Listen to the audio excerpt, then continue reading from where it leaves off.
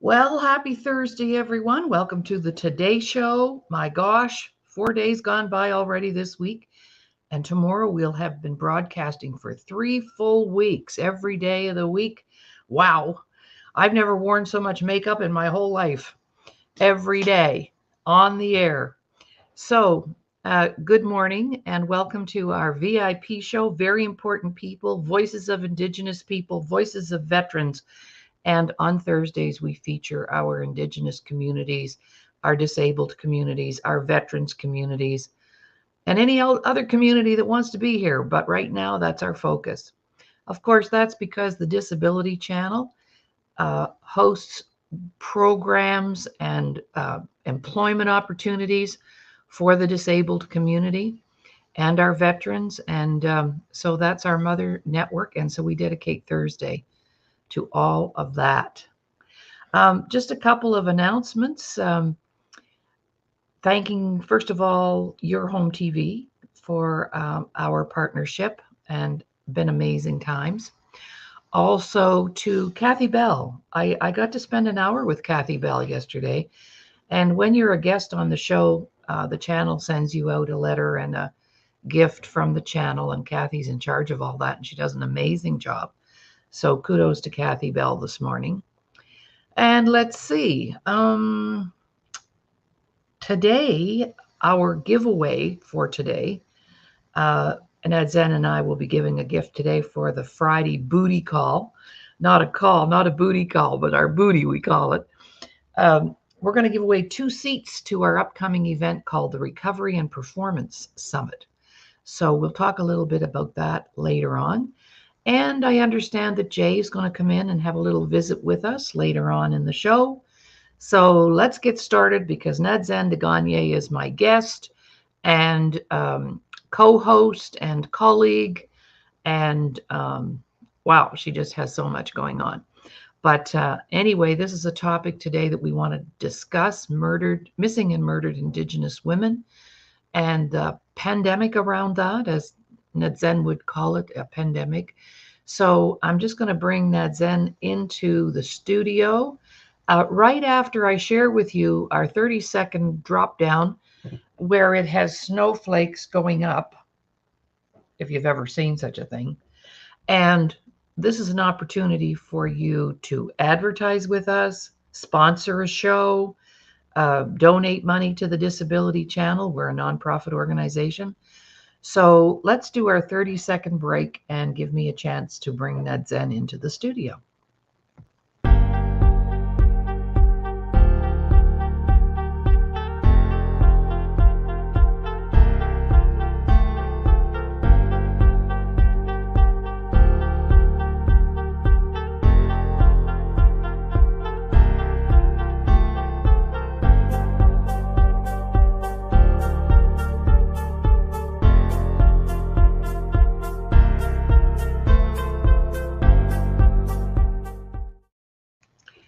Good morning. Welcome back. This is the Today Show. Your host, Dr. Laurie Davis, and my co-host today, Nadzin DeGagne. You know, Nadzin, when you've been a guest, you were a guest on Monday.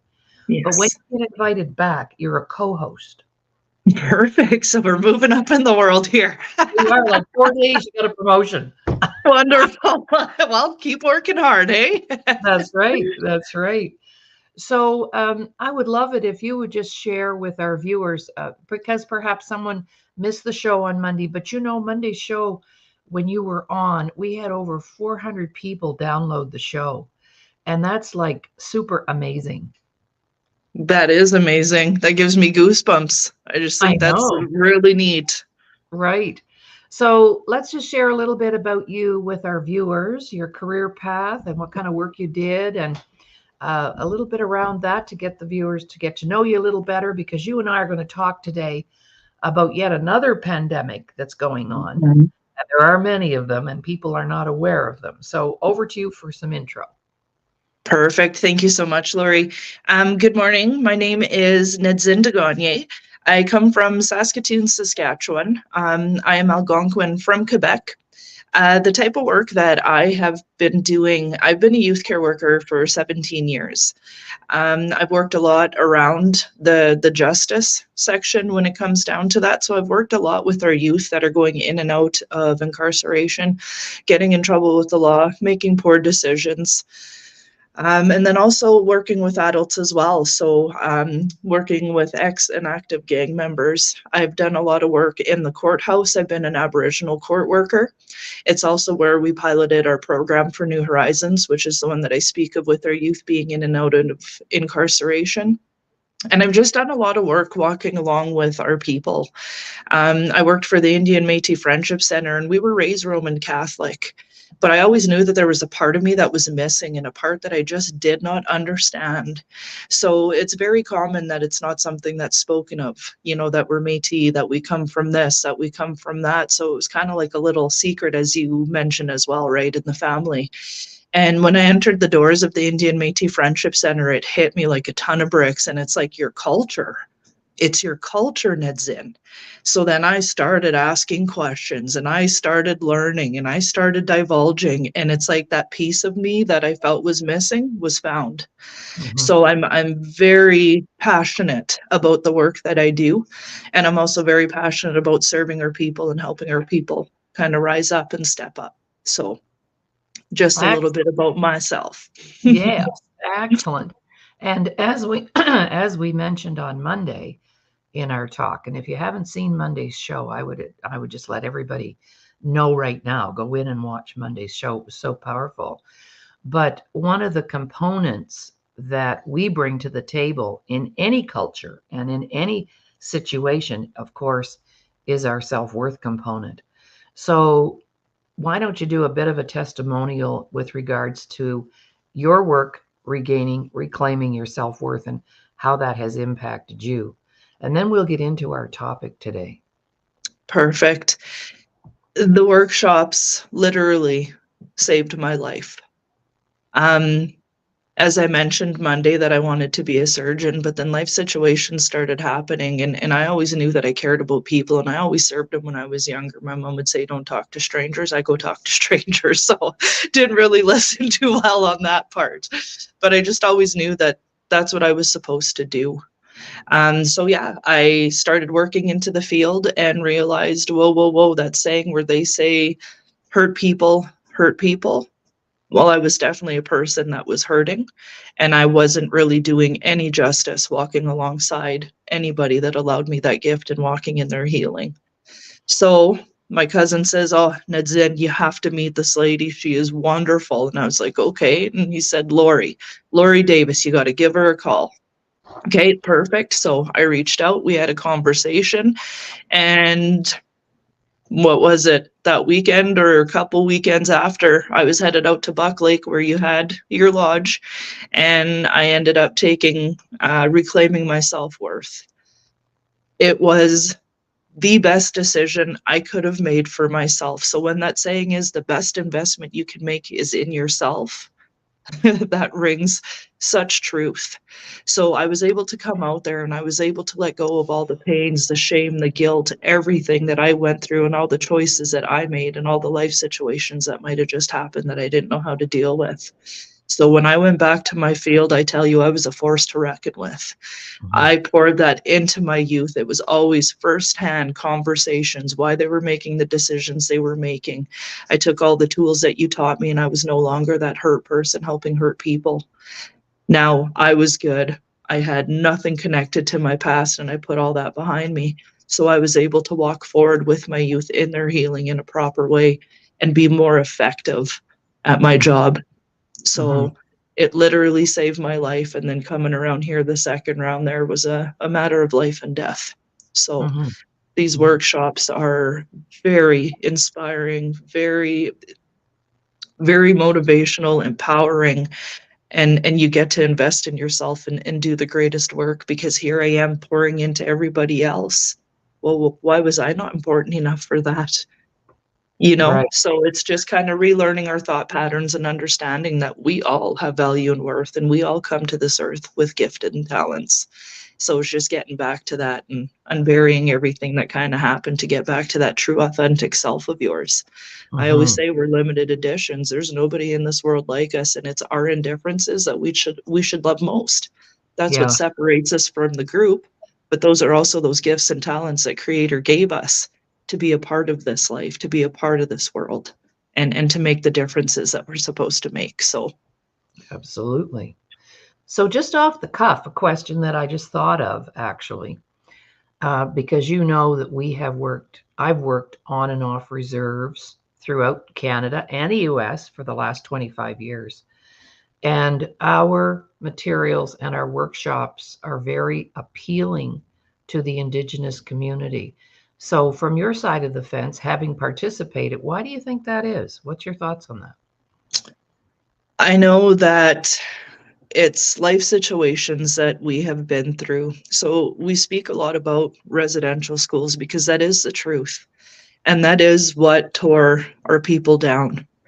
So these workshops have a way of unburying all the trauma. It has a way of letting us know when it is that we lost that value and worth piece, how old we were, and then all the feelings and emotions that are connected to. So when it comes down to these workshops and for our Indigenous people, it's huge, you guys. This is your opportunity to start healing. And when you start healing, we're allowed to step in and to be those role models for our communities, taking this back and realizing, hey, we have worth. You guys, you have to see this. And how empowering it is to maybe a couple people that go back to the community, but how much it can inspire our people and give us that power back. You Mm-hmm. know, give us our voices back. We all have voices, and we were silenced for years. And Mm-hmm. no longer is that acceptable, you guys. It's not acceptable. We are people. We are also here, and we have a lot of value and worth. You look at our culture, there's such beauty to that. There should be no shame in celebrating.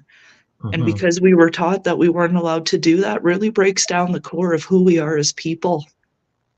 So when it comes to these workshops, I mean, I push and I push and I push because the experience is just phenomenal. I didn't know if I would have been here today if it wasn't for these workshops, Laurie. And I Mm-hmm. don't know how effective I would have been if I didn't take them to help serve my community and to serve my people. Mm-hmm. So I can't go on enough about how much these workshops literally save lives. It gives Mm-hmm. us the opportunity to save our life and to move forward with those gifts and talents that we were brought with. Mm-hmm. So it's the empowerment of a community, never mind just me being out there as a worker or, you know, the amount of power that it holds. And it's beautiful and it's sacred, you Mm-hmm. know. So I honor it every single day because I don't think I would have been here without them, to be honest. And Mm-hmm. you know that. So Mm-hmm. Oh, thank you for that. And yes, we've had lots and lots and lots of results. And, that's something else that we can talk about another time, how they work, maybe on a Monday when we do our self-care day, our empowerment day. We could share some details on how the workshops actually work. That's an opportunity that we have as well. So thank you for that. We're going to take a little 30-second break because this is the time that I want to promote, be a voice for, and shout out for our channel, the Disability Channel. And the Disability Channel serves the disabled community, veterans, because a lot of our veterans come back disabled physically mhm, and mentally. So the original platform of the Disability Channel was to create an educational platform where, and sponsored by the government, both federally and provincially. Jay has done an amazing job getting that kind of financial support. And then they can go to the channel and learn how to be in the media business. How cool is that? So that's they learn so how to cool. be in front of the camera or behind the camera. And speaking of that today, they've also opened the doors up for any of our Indigenous members of our communities who are veterans, disabled, maybe like to have a career in the media, And that's all there sitting there. And they take 20 per semester.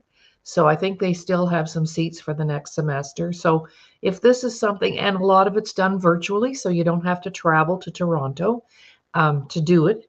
And so if that's something that you're interested in, make sure you contact the disabilitychannel.ca and check it out, because I'm appealing now to our community members on our reserves, off reserves.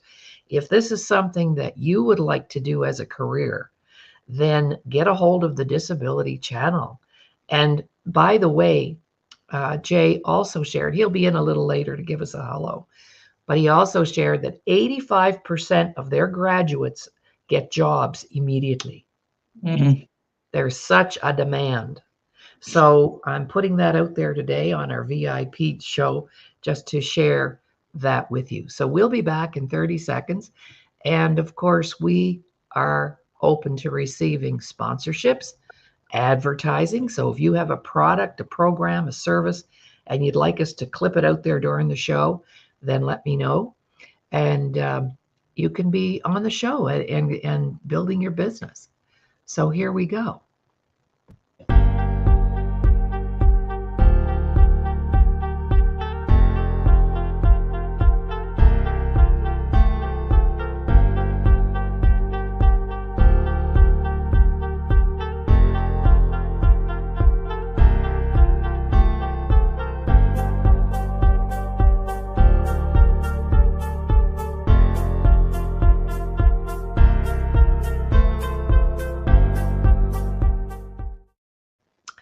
Welcome back, everyone. This is the Today Show. I'm Dr. Laurie Davis, your host, and my co-host today, Nadzin DeGagne. She was our guest on Monday, but I told her, when you come back, you're a host. You graduate right away. So today we wanted to talk about missing and murdered Indigenous women and that movement, that awareness that's been out there. And you'll notice my little red dress. We're going to talk about that. And this was a gift to me from our MLA, Rick Wilson. He is the Minister of Indigenous Relations here in Alberta. And we had an appointment with him a while ago, and this was presented to me while I was there, because he was very instrumental in helping to raise the level of awareness and getting funding to do that, so that we can educate the public. What is it all about? So we talked about a pandemic. So what's a pandemic? Well, something that is out of control. We've all just been through one, haven't we, Nadzin? Absolutely. And you referred to this as a pandemic. So I would love to hear your take on that. Yeah, I do believe it's a pandemic. So many of our women and children are going missing, and not even just women, men are going missing as well. I remember when they were doing the inquiry a while back, and I had this feeling and urge to make a painting. I'm an artist, so I painted kind of like a forest with red dresses hanging, and I called it Walking a Path, Never Alone. So it was interesting on how it fell into place when we ended up back at work on the Monday. My boss says, "Hey, ladies, we ended up getting a couple seats to go to the Inquirer for the murdered and missing Indigenous women." I thought, oh, wow, okay. So we went there and we were able to sit there and hear the stories and listen to the families talk about their daughters missing, talking about the investigations. Some of it, the police work wasn't done proper. There were complaints put aside there. And these are the people that we're supposed to be walking with, right? These are the people that we're supposed to be putting our trust in. So yeah, when I was there, it was just to hear the families and just to listen to everything as a whole and everything that was going on. Something told me, bring your painting. So I brought it and I actually submitted it to them. So anytime that they go out to a community, our paintings and everything that were submitted actually go with. So it's something that I donated and gave to them because it just felt like everything was just connecting at that time. And it also gave me the understanding, and it gave me more clarity to really see what was going on in the world, what was happening. This was now being brought to the forefront. So it's not something people can ignore. if you're going to learn anything about us Indigenous people, we're loud. And we will make sure we will make sure that our voices are being heard. So it was another way of bringing that forward, and the amount of people that sat there, the amount of support workers that were brought in for the families and for the workers that were doing the questioning. It's horrific. I get goosebumps right now, and part of me wants to cry, because you sit there and you realize that at the end of the day, we're all human beings. We're all human beings, and we are the only kind that kill for pleasure. Isn't that sad? So you sit there and you think how a person could do this to another human being, and the atrocities, and just, I know. it's really upsetting, and not just that, for us to sit on the outside and listen to that, but to sit there and wonder what the families are going through. How is it that I can help them heal? How is it that I can help walk with them? How is it that I can support them moving forward? And if that means that you and I are having a conversation like this, then absolutely, we will do everything and anything that we can. So, absolutely. Yeah. Well, I'm very connected to the missing side of things, because my first husband has been on a missing persons list since 1986. And chances are he probably was murdered as well, because there's never been a body found. And so one of the things that I talked to the minister about was the aftercare of the families when this happens to them. It's one thing to lose a person in your family, and you have a funeral and you have a ceremony and there's closure. But the problem when someone goes missing is there's no closure. And for years, I would be driving down the highway, and if I saw a man on the side of the road hitchhiking, I always looked in case it was Keith, in case that was him. So it never really goes away. And actually, I still dream about him a couple of times a week. So that spirit is there. And, I can totally relate to the aftermath of a missing person. And we want to talk about the women, though, why they are the targets, do you think? Because in the communities and in the culture, it's the Indigenous women and children that are the target here. The most frequent of missing persons, if we put the lists up, that would be the most numbered one, wouldn't it? So why is that? I feel that part of that comes down to the breakdown of everything that happens. So our men are our protectors. That's what we're taught early on in life, that they're our protectors and our providers. That's our fire. Those are the men that are here to make sure that the women and the children are taken care of. So when there's a trickle, and when residential schools happen, and when all these things happen, it breaks down our men. It makes our men question their value and their worth, who they are, what they are in our community. How can I be the fire when I don't even have any fire left? So, I'm not saying that it's our men that aren't protecting us, but when we're used to having that, and women being there to help provide and to create that balance, now there's no balance. So in a way, now us women are on our own. And it seems like the separation between men and women, our men are walking alone and us women are walking alone. And that trickles down to our babies, that trickles down to our families. So I feel that that's what makes us women a target. And that lack of self-worth, and us being too vulnerable sometimes, and too trusting, and not knowing boundaries, not knowing how to protect ourselves in a way. So when all that is lost, I could see why it is that we're a target. We're an easy target. We're so broken down. We're so silenced. Sexual abuse happens often. So there's so many dynamics that come down to it. But I believe the big component is that lack of value and worth. So we're not checking our surroundings. We're not thinking that we're worth the time, or that we're not good enough. Sure, take me, whatever. And that's a really sad mentality to have. But we can also understand why it exists, right? Right. Well, of course, and with the like what you're describing is a breakdown of the family unit. And not knowing what that even looked like, because for 125 years, 5 generations of Indigenous people lived in an institution. Mm-hmm. Now, where do you learn about being a mom or a dad or having a family after 5 generations of dysfunction being Mm-hmm. imposed upon me by the church, by the government, and having my children in an institution and calling it home? Yeah. Like, when you think about that, it just blows my mind. Yeah. Turns my stomach. I know. And you see, in the United States, they called them Indian boarding schools.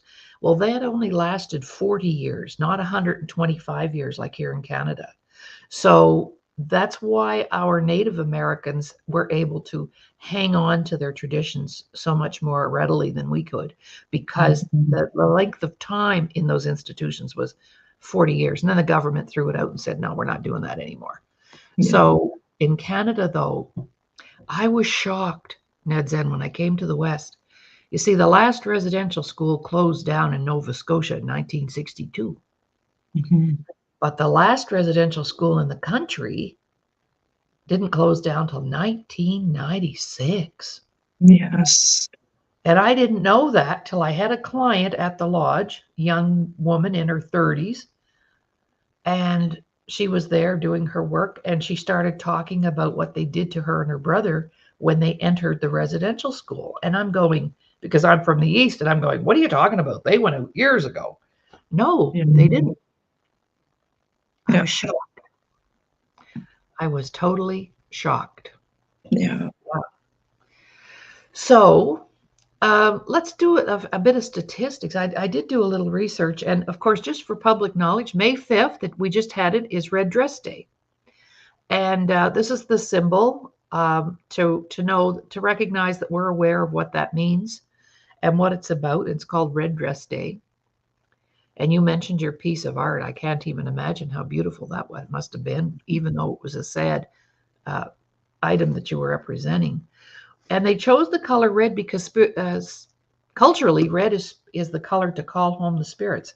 And gosh, I wear a lot of red. I'm not sure why that is, but by nature, I'm always calling home the spirits. Maybe I'm calling Keith home. I don't know. And you know, the youngest missing and murdered Indigenous person, not to mention all the babies that were buried under those schools, that's another day, was 1 year old. And the eldest has been an elder, 83. Wow. I know. So what you know, what a statistic. So I Mm-hmm. guess age doesn't have anything to do. It's not just young women, is No, what. it's all, yeah. Yeah. And it's a sad thing. I mean, obviously it's a very sad thing, but again, when it comes down to our culture, family is everything. Our elders are there to be respected because they're the knowledge keepers. They're the ones that hold the teachings and the stories. And then it comes down right to the babies. That's the innocence. That's the new generation. That's, the ones that are going to bring balance, the ones that still need to learn. And it's sad that we don't have a lot of those teachings anymore to give them, because for me, I found that was a part of sense of self. I was Mhm. missing that component, and when I found it, my goodness, I've never been happier. I've never felt more connected. I've never felt more myself. Right. So just the breakdown in that, what a child represents when they come into this world for us, and what our elders mean as well. So there's Right. that respect component, the honor component of what they are, Mhm. and nobody else seems to have that. So Right. No, yeah. that's correct. All right. Well, let's talk a little bit about, you had a personal story that I'd love for you to share, an experience you had when you went and visited that cemetery that day in honor of um, MMIW. Over to you. What were So you it was doing? very, very interesting on how it happened. So I had a friend of mine and her daughter come up to the lake with me, and it was around Remembrance Day. All three of us are spiritually gifted. So what we wanted to do is we wanted to go to the cemetery to honor those that were lost in the war. And I remember walking into the cemetery, and of course it's darker in the evening, and it's just me, Jody, and Avery. And we hear kids laughing. I'm seeing spirits left, right, and center. And I remember standing there in the graveyard, and I'm looking across the street, and it's just really a row of trees. But I'm seeing about 7 spirits standing there, and I just see the aura. And all of a sudden, Jody looks at me and she says, Nadzin. And I was like, yes, my girl. She's like, there's 5 women standing here right now. She says, I'm supposed to tell you that they are murdered and missing.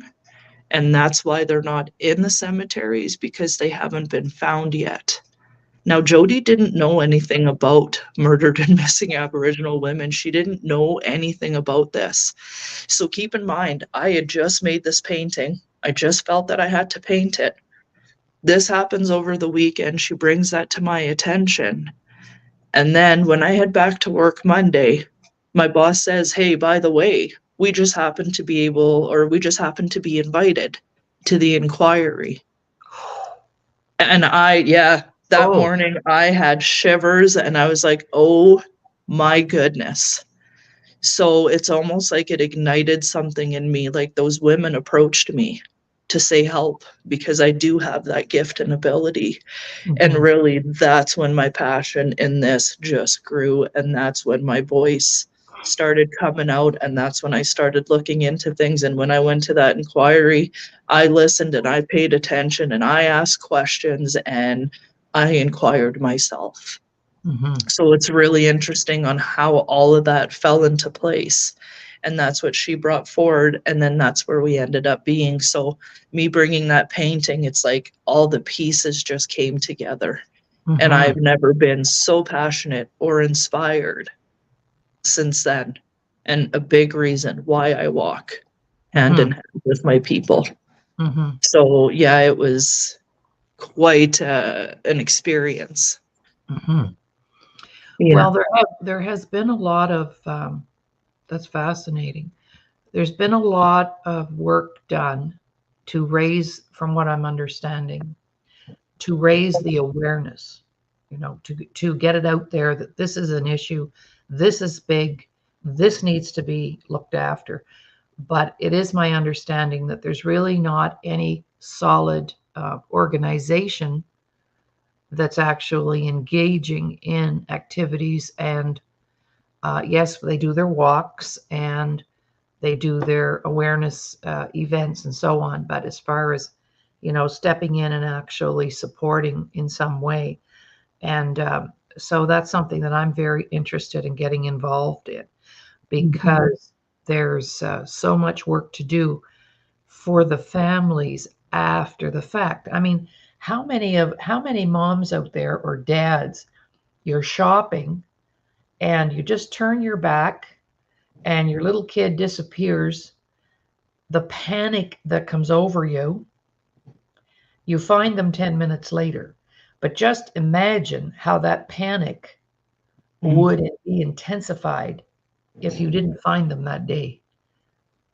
And kids go missing every day now. Every day they're being abducted for what? And the same with our Indigenous young women. They're being abducted for the sex trade. Like, let's get real about this. Yes, completely. Completely. When it comes down to creating a bit of change around the inquiries, there was, and maybe this is something we can talk about another time, Laurie, or have somebody come in and speak of, but the calls to action.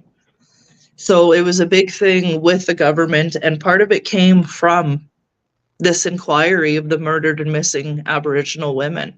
This was brought forward, and with the calls to action, there were 42, or I'm not sure, and maybe I shouldn't say because I like to have my facts straight, but certain actions that were supposed to be taken moving forward, and it was actually written out and printed out and distributed. And these are things that might actually help with, but it's put on everybody else to be able to help out as well. So when it comes down to organizations, nonprofits, when it comes down to government, when it comes down to Indigenous affairs, when it comes down to, we all have a part to play in this. So it's not just up to our people to be able to do so. We're asking other people to rise up with us and to help make it happen. So we have conversations and saying, we don't get angry and frustrated. If people don't understand, just ask us. And we're okay to answer you and let you know what happened. So maybe that's another one that we can talk about down the road, Laurie, is the calls to action, because that one's pretty huge as well. And I think that's one where it's written on paper, but now it's literally the action we have to put behind it in order to help out and start restoring a bit of balance, start restoring little things between the government and our people and whichever else. So I think that would be a good one to speak upon as well. Excellent. I'd love to see that list. Yes. Probably get a copy of that from the minister. He'd be happy to provide that, I'm sure. Yeah. For sure. Excellent. Well, I see Mr. J just landed, so we're going to bring him in to say hello, our founder, Jay Stoyan. Good morning. I don't think my volume's working. Yes, it is. Oh, we can hear you. No volume. Uh-oh. Hello? Hello there. Hello. I can't hear you guys. Oh, no. I'm downtown Toronto. I guess the connection is not right, so I'm going to go. No, you talk. You talk. You talk. We can hear you. Oh, he left. Oh, no. He could talk. He could That's talk. Okay. Oh, my goodness sake. I could text him and tell him we could hear him. He could fill us in on the latest and the greatest. So, yes, if you're just joining us, we're busy. Oh, here he is back. Okay. Hi, guys. Hello. Good morning. Morning. I don't know what was happening there, but I thought I would jump out and jump in again. So how's everybody doing this morning? We're doing great. We're doing great. We're having a great conversation. Yeah, that's great. That's great. I'm sure you are. So what are you doing downtown Toronto today? I'm down with the Sony guys. So we're creating my television series deck. So I have all the interns here. So we're on page 3. It's really exciting. It's like mind blowing. Cool. It's mind blowing. We had to get the cover page. We had to get the company page, the synopsis. Now we're working on the episode. We're including my song. So it's moving like at 100 miles an hour, it seems. So, and the kicker is this is all going to create jobs for our graduates. Right. I made sure I put that right in the deck. I said, if we can benefit any of our graduates with jobs, we're going to do it. And they loved it. Sony loved it. Everybody loved it. It's great. So we're meeting with the Canadian Media Fund next week, more for my channel, but we're going to bring in the new job development regarding my book and television series. So yeah, so I just wanted to, thank you guys for having me on the show today again. Remember to join our 50/50 courtesy the Veteran Alliance House, right? That's great veteran guys supporting veterans, along with our GoFundMe. And we're having an exciting event come October with the good guys called Freedom Training. So all about supporting veterans. We're going to be having a fundraiser, giving some donations towards our program, so giving more opportunities. So I really thank you guys. I love the Indigenous addition to our platform. Like, this is so exciting. So hi, Leonard. if he's watching. So I just want to thank you guys. Really thank you for supporting the channel and doing a wonderful job. I see people are promoting it on Facebook and answering questions. So, and I did share. So I shared it on Twitter. I shared it on LinkedIn. I shared it on Instagram, and I've been sharing it on Facebook. So great job, ladies. I'm going to take off. Okay. I did a big plug for the channel at the beginning of the show, attracting some Indigenous clients to our educational platform. So I'm going to promote that every time we do our VIP show as well.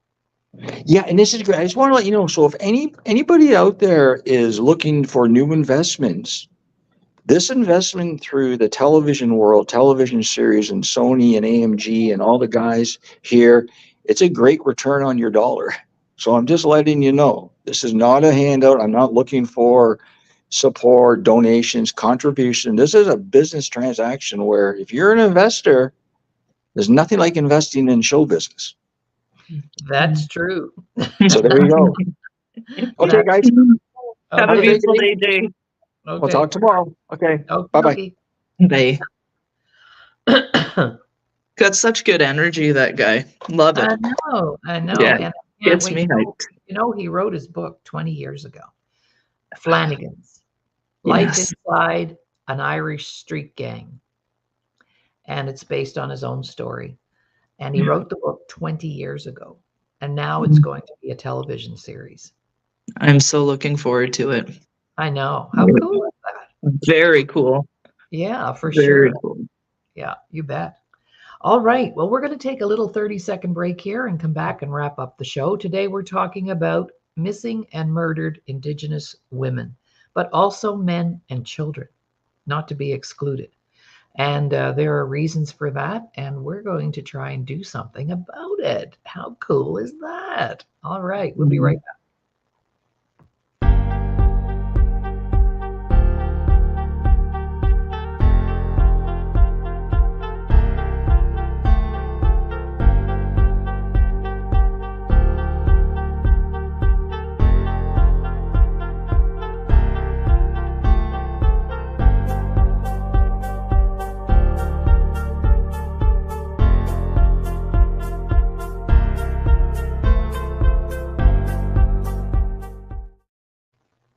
Welcome back, everyone. You're listening to the Today Show here on the Disability Channel.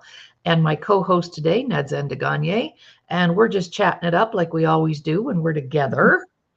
And, Nadzin, I had a thought while I was playing the snowflakes floating uphill.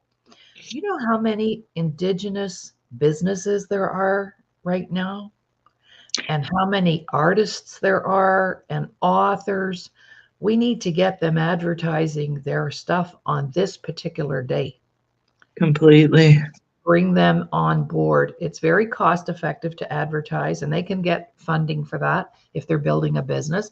So we should approach some Indigenous businesses and business. Completely. Yeah. Yeah. And there's some very large businesses too that could be sponsoring the show. So that just kind of hit me when we were playing our 30-second for today. Put that thought in my head. Don't be giving me any ideas, and don't be giving Nadzin any ideas, because we're like creators. We create. We build stuff. Absolutely. Right? Absolutely. Yeah. I already made a note. Okay. And you know who we're having tomorrow? I'm going to bring Virginia Clark back, because there's a piece of Virginia that the public doesn't maybe know so much about, and our friends don't know so much about, and that is that she is also an artist. And she creates things, and she's going to bring samples of some of her creations. And because our Friday show is a mixed bag of tricks. You might be an author, you might be a single mom, you might be an athlete, you might be an artist, and we just grab something for Fun Friday, because on Friday, of course, too, we draw for our prizes. And today, Nadzin, what are we giving away today? Do you remember when I mentioned it earlier? Yes, ma'am. We're giving away 2 seats to our recovery summit coming up May 31st, June 1st, and June 2nd. So quite 18 speakers. And just motivation and hearing people's stories, what they went through and how they recovered. I mean, the amount of inspiration that's going to be in those 3 days, anybody's going to be lucky to be able to come and see that. And I'll be one of your speakers as well, too. So yeah, quite a gift, quite a gift. Right. So if that's something that you win, then you can come to all of the event for the 3 days, or you can just come in and listen to a particular speaker that you want to hear. And everybody, they spend 15 minutes talking about their situation. So whether they had an addiction issue, or they maybe thought about taking their life, or they've survived cancer, or maybe came out of an abusive relationship. So they spend 15 minutes telling us a story about their situation. And then the next 15 minutes is, what did they do to get out of there? And this is why I wanted to host the event, because I came up with it in the first place, was because a lot of times when we're in trouble or we're going through stuff, we think we're the only one. Isn't that true? feel Oh, so yeah. alone. You feel alone for sure.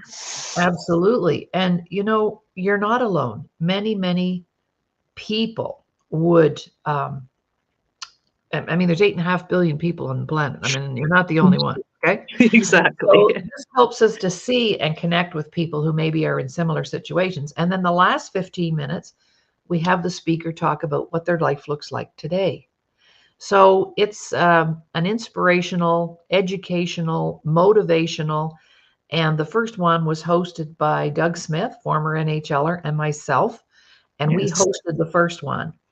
And then I believe I hosted the first one myself. Then I invited Doug to join me. And this time, Dr. Ramin Modiri is our co host. Mhm. So, Perfect. yeah, so we're going to, if you're interested, the tickets are $25, but we're going to give 2 tickets away tomorrow. And for $25, you can come and listen to any speaker, all of the speakers. And if you're interested, just let us know. Just email me at the Laurie Davis Show at gmail.com, and I'll send you the flyers and the speakers with their summary of what they're speaking about and when they're speaking. So you can have a schedule of where you may want to come in and listen. So that's our plug today for our recovery summit. And last time, one of our speakers, um, one of our Indigenous speakers actually, she brought her staff. Her whole staff came. Wow.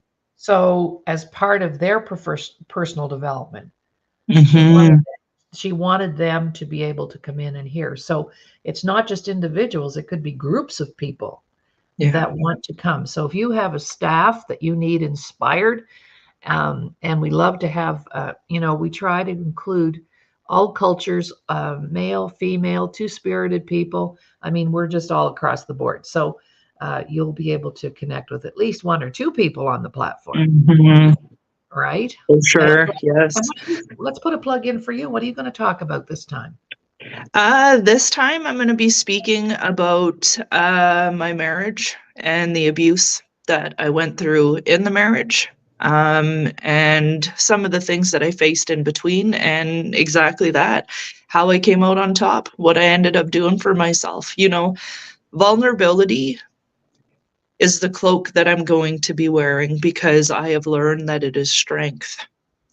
And our voices matter and what we've been through matters. So, like you say, Laurie, people are going to come in and we feel alone in this world.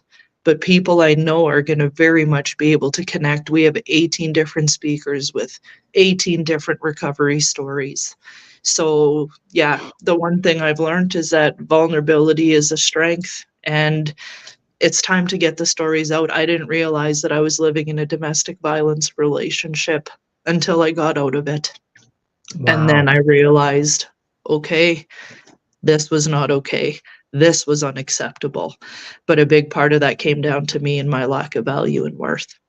So I wish I Exactly. would have known a while back, but at the same time, the credibility is there, and there's many reasons I had to go through what I went through. And here I Uh-huh. am today, inspiring and telling my story. So Absolutely. Also, too, it's a wonderful platform. Another reason I wanted to create it, so many people have a terrific story, but they don't know how to tell their story. So this provides a platform for us to practice. And that's why I broke it down into the 3 segments. It gives us a formula for telling mhm, our story. And we have all recovered from so much.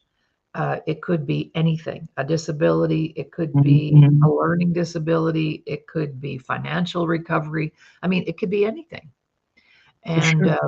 I don't know how many recovery stories I have, but I've got a ton of them. And Yeah. I'm going to speak this time too. And one of my stories is how I came out of 2 failed marriages and found true love again Mhm, when I had given up on love. So that's going to be mhm. my story this month. And we run Perfect. this every 3 months. We run this. So just email me if you want more information, or you want to buy a ticket, or you want to buy a ticket and give it to a friend. Like, really, that's a good thing to do Mhm. too.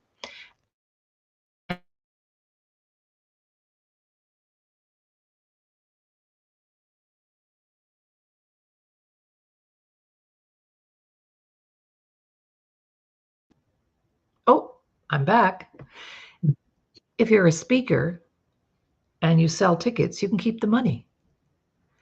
And what I'd like to see happen is I'm going to talk to Jay about bringing in some veterans and some of the team there and whatever, and they buy their ticket and the money goes right back to the disability channel. So this can be used, the recovery summit can be used as a fundraiser. And I belong to an organization called the Global Society for Female Entrepreneurs.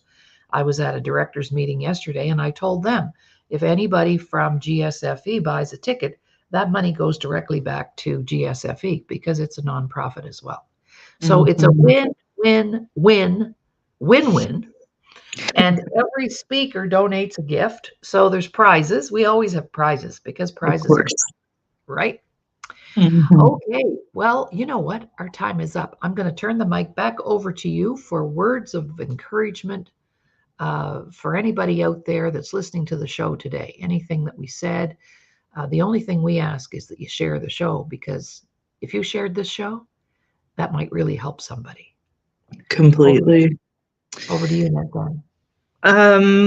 It would be that we have voices. Creator gave us voices for a reason, and I know that some of us feel silenced.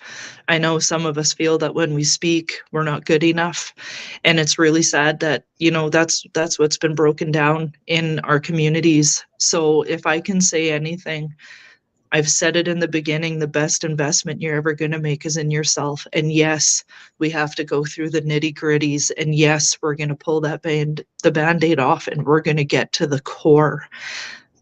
But you owe that to yourself, because the drugging and the drinking, and I come from that as well, is not supporting us moving forward. And, you know, we're sitting there numb, and we're sitting there quiet, and we're sitting there stuck and silent. And that's not okay. So I ask you guys to step up. I ask you guys to step up and use your voices. You know, use the vulnerability, wear it as a cloak, tell your story. Yes, it's going to hurt, but the more that we tell it, the more that we heal. And to realize that you have so many people here willing and ready to walk with you, because we see you. We know your value. We know your worth. But until you can see that yourself, the change isn't going to happen. But I can guarantee you it's worth it, and so are you. So take the chance, take the opportunity to heal, because it's beautiful. Life is beautiful on this side, and I'm somebody who's been there. So thank you. I'm not going to say anything other than I'll see everybody tomorrow. That was beautiful. Thank you.